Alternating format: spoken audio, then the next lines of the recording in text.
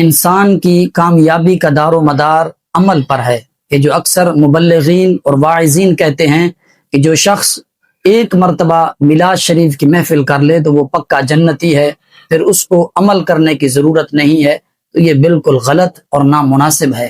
بلکہ ہمیں اس بات پر زور دیا گیا ہے۔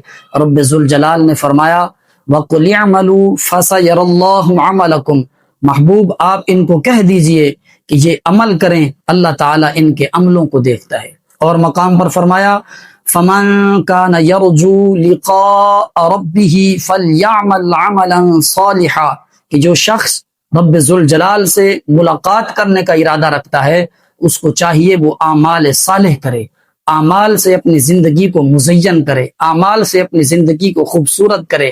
اعمال سے ہی اللہ رب العزت کا قرب حاصل ہوتا ہے، نہ کہ کھوکھلے دعووں سے۔ بلکہ سورہ زلزال کے اندر رب ذوالجلال نے فرمایا فَمَن يَعْمَلْ مِثْقَالَ ذَرَّةٍ خَيْرًا يَرَهُ، جو شخص ذرہ برابر بھی نیکی کرتا ہے اللہ تعالیٰ اس کی نیکی کو دیکھتا ہے۔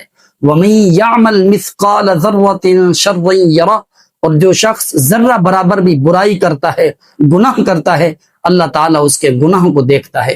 تو ساری کامیابی اعمال کے ساتھ ہے، نہ کہ کھوکھلے دعووں کے ساتھ۔ علامہ اقبال نے کہا تھا عمل سے بنتی ہے جنت بھی جہنم بھی، یہ خاکی اپنی فطرت میں نہ نوری ہے نہ ناری ہے۔